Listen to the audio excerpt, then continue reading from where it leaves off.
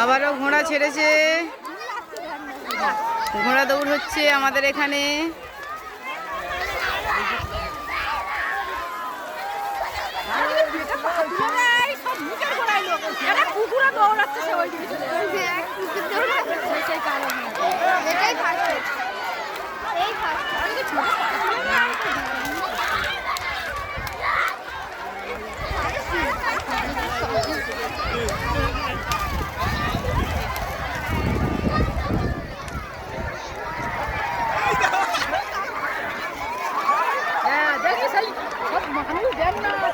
সেই হলো বেলুন ঝোলানো নিশানা, নিশানায় সব চলে যাচ্ছে। দেখুন কত লোক, কত ভিড় হয়েছে।